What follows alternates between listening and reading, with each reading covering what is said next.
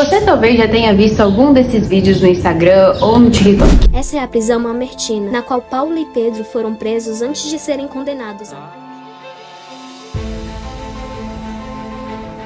Essa era a prisão onde Paulo passou seus últimos anos de vida, também onde escreveu algumas das suas cartas. Essa é a prisão Mamertina.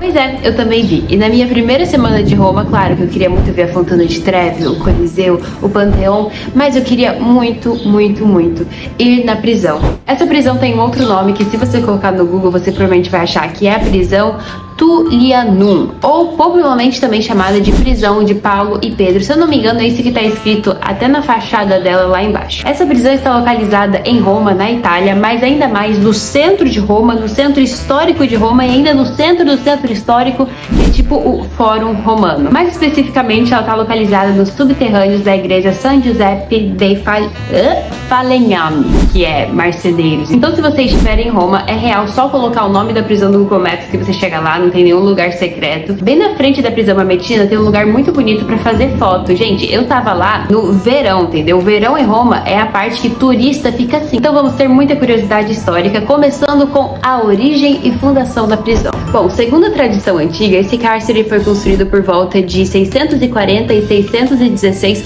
a.C. O bagulho é bem velho. Tudo isso durante o reinado de Âncon Márcio. E nessa época a prisão ela foi construída para ser tipo uma prisão de segurança máxima. Ela era destinada principalmente para inimigos de estado ou líderes derrotados. Mas quando eu tava fazendo a pesquisa desse vídeo, eu achei vários lugares que falavam é a prisão que as pessoas tinham medo de ir, justamente porque era um lugar que era caracterizado pela espera da execução. Então normalmente as pessoas que iam não voltavam. O nome original da prisão não é uma Mamertina, mas na verdade é um nome em latim, mas esse nome está relacionado a jato de água ou nascente, em referência a uma nascente que tinha na câmara inferior. E o nome que a gente conhece, que é o nome que está escrito na fachada, é um nome que surgiu apenas na Idade Média. Esse nome Mamertina, ou ainda Mamertino, como você vai achar algumas vezes, está relacionado a Mamers, que é o nome de deus de Marte na língua osca, que é basicamente uma língua pré-latina, ou seja, um negócio muito interessante é que, como a gente pode ver, é muito antigo. E a prisão Mamertina não é um lugar que você pode, tipo assim, ver tudo em mais de 30 minutos. Tipo assim, é muito pequenininha. Então, real, do tempo que eu cheguei na porta até o tempo que eu fui embora, foi 40 minutos. Então, agora você pode me perguntar, como que uma prisão tão pequenininha não foi, tipo, esquecida ou destruída com o tempo? Porque em Roma, a gente vê grandes monumentos, como, por exemplo, o Vittorio Emanuele, como, por exemplo, o próprio Coliseu, que é Colosseum. O próprio Panteão, gente, quando você olha, você fica, caraca, eu sou muito pequenininho. Mas a prisão Mamertina, ela é muito pequena. E o motivo dela ser preservada historicamente é porque nós temos lá um lugar de culto. Então, Giovana, por que uma prisão foi considerada um lugar de culto? Durante o século IV, com o Papa Silvestre I, a prisão se tornou um lugar de culto dedicado a São Pedro, como eles chamam, São Pietro, ou o apóstolo Pedro. E daí, com o passar do tempo, as pequenas câmeras da prisão foram se tornando em pequenas capelas cristãs. Gente, quando eu tava fazendo esse vídeo, eu comecei a pensar sobre sincretismo religioso, porque é muito louco pensar como Roma, tipo assim, se você pensa em Roma, eu já penso em Vaticano. Quando eu penso em Vaticano, eu já penso no Papa Leão. E quando eu penso no Papa Leão, eu já lembro do tênis da Nike. Mas é muito louco pensar que muitos lugares que são considerados hoje igrejas ou lugares de culto, como o próprio Panteão e a Igreja Mamertina, antes eram templos pagãos. O Panteão, por exemplo, foi originalmente construído como templo dedicado a todas as divindades romanas. Se eu não me engano, é isso que o próprio nome Panteão significa. Só que daí, em 609, esse edifício, o Panteão, ele foi entregue do imperador bizantino, o nome dele é Focas, ao Papa Bonifácio IV, que daí consagrou todo esse templo a uma igreja cristã. E daí, como sempre, porque se tornou um lugar de culto, ou seja, o lugar onde os fiéis vão, e daí vão lá, tipo, não, a gente tem que conhecer porque, querendo ou não, gente, quando o lugar é uma igreja, você acha que, tipo, o lugar, tipo assim, é mais importante. Então, daí, por causa da ida frequente dos fiéis, o lugar, tipo, vai recebendo mais importância, vai recebendo mais visitantes e também vai recebendo mais ajuda financeira. E daí, tudo isso ajuda na conservação histórica. Só que é muito louco pensar que o Panteão, gente, o bagulho é muito grande. E a prisão Mamertina é muito pequenininha. Então, isso mostra também o quão importante é a prisão Mamertina. É real o fato do apóstolo Paulo e do apóstolo Pedro terem ficado nessa prisão? Gente, eu jurava que sim. Só que daí, pra fazer esse vídeo, eu não queria dar fake news. Então eu comecei a pesquisar. Gente, é o seguinte, não é uma mentira, mas também não é uma verdade. Pode ser que sim, Mas pode ser que não. Segundo a tradição cristã medieval, ambos teriam sido presos, ou seja, o apóstolo Paulo e o apóstolo Pedro,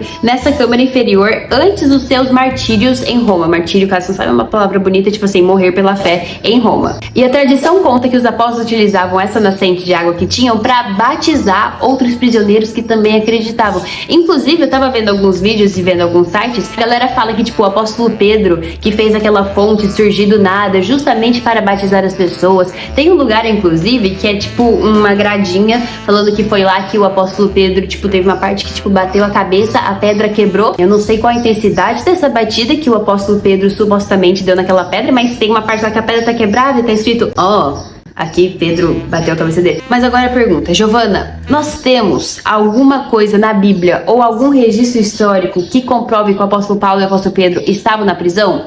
Não. Todas essas narrativas, essas histórias, tradições surgem com os textos hagiográficos, que é uma palavra bonita que significa narrativas focadas na vida, obras e milagres dos santos ou servo de Deus. São mais do que biografias históricas, são textos de cunho religioso e moral, escrito para inspirar fiéis, promover virtudes e estimular a devoção. Então, no caso do apóstolo Paulo, a gente pode falar com certeza que ele estava preso em Roma. Mas quando a gente lê o livro de Atos, a gente vê que ele estava numa prisão domiciliar. Justamente porque o apóstolo Paulo, ele também era um cidadão romano. Então tudo isso é mais uma tradição cristã, católica e não um relato bíblico ou um fato histórico. Então qual a conclusão que a gente pode ter de tudo isso? Era tudo mentira? Era tudo mentira! Bom, como eu falei, é mais provável que seja só uma tradição. Mas isso não tira a importância da prisão mamertina em específico ou a importância dos outros lugares de culto em Roma, porque eu acho muito legal pensar como um lugar religioso, ou seja, um lugar que é destinado à devoção dos fiéis,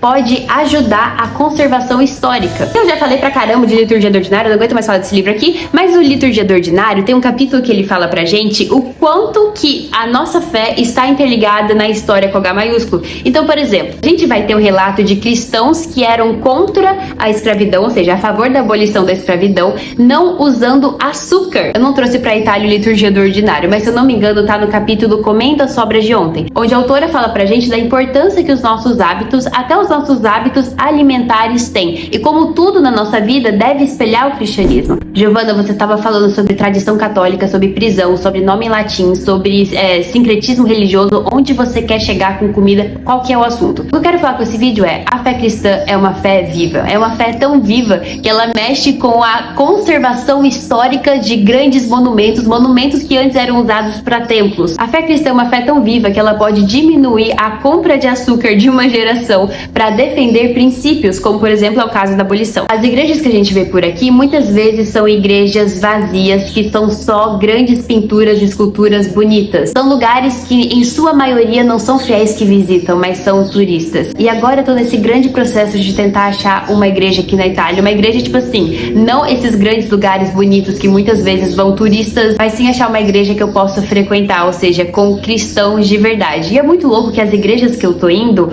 ou elas têm uma estrutura muito pequena, muito menor pelo menos aquilo que a gente vê no Brasil, ou elas, por exemplo, alugam um hotel. E daí misturando com todo o assunto de hoje, tem crente em todo lugar. Ou nem precisa ser uma fé monoteísta judaica cristã. Quando a gente vê os deuses nórdicos, quando a gente vê os deuses egípcios, a gente não acha nomes tão antigos ainda sendo adorados. Gente do céu, olá, tudo bem? Giovana da edição, essa carinha que edita os vídeos, mas eu tava vendo o vídeo agora, eu acho que eu não consegui deixar muito claro, como sempre, que eu quero dizer é uma maravilha. Mas, nossa, entrando em Nárnia agora. Mas o que eu quis dizer com a nossa fé é uma fé viva, é uma fé viva no sentido que ela mexe com grandes estruturas, porque, como eu falei, se não fosse algum lugar, um monumento histórico que também serve de culto, ou seja, que também tem pessoas que vão lá orar, que também é uma capela, não estaria tão conservado. É muito legal pensar que a prisão, um lugar tão pequenininho, é conservada por causa de crentes, por causa de pessoas que acreditam que realmente os apóstolos estavam lá e vão lá, tipo, porque querem conhecer, porque tem algo dentro da gente que a gente sempre quer o sublime, a gente sempre quer, tipo, a parte mais profunda da coisa. Então, nossa fé é viva porque ela mexe com a conservação histórica de grandes monumentos muito antigos. A nossa fé é viva porque nós tivemos vários períodos da história, tipo assim, muito louco pensar como, por exemplo, grandes avivamentos como o avivamento de Gales, mexeram, por exemplo, no consumo de álcool de um país inteiro. E daí é muito louco pensar que a nossa fé é viva, ela é viva no sentido de ela mexe com grandes estruturas da nossa sociedade, uau, mas principalmente no sentido de Eu não sei se vocês já viram uma casa viva. Uma casa que tem pessoas vivas morando. Tem dia que vai ter uma camiseta suja ali. Tem dia que vai ter uma louça limpa que você precisa guardar. Se a sua casa for mais viva ainda e ela tiver cachorro, tem dia que vai ter pelo de cachorro em todos os lugares. Nesse sentido, eu lembrei muito de uma frase do Rodrigo Bibo, que é: crise de fé é de pessoas que têm fé.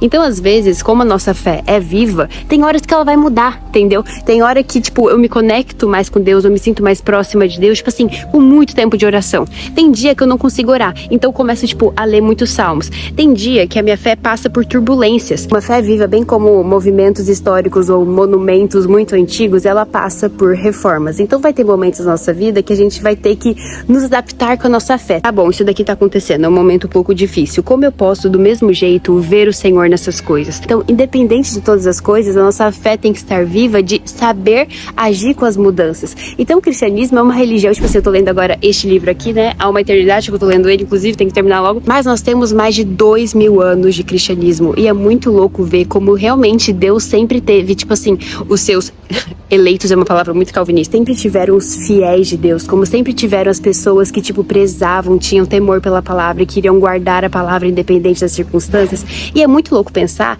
como também nós tivemos momentos na história que o cristianismo foi usado para coisas erradas. Então, na verdade, nesse vídeo eu só peguei as grandes curiosidades históricas ou passeio por meio do centro histórico de Roma para falar que a nossa fé é uma fé que dura muito, muito tempo. Como eu falei, é muito louco pensar que nós temos deuses, tipo assim, muito, muito, muito antigos. E mesmo assim, o nosso Deus sendo, tipo, tão antigo, quando, tipo assim, a gente vai ver quando os pergaminhos antigos da Bíblia, e mesmo assim, até hoje, nós temos pessoas que acreditam que somos nozes. E é muito louco pensar que nós, como fiéis, nós temos uma fé viva que impactam tantas coisas, mas uma fé viva que também, dentro dos nossos corações, passa por episódios, bem como a história, episódios bons e episódios ruins. Mas nós temos que continuar com essa fé viva.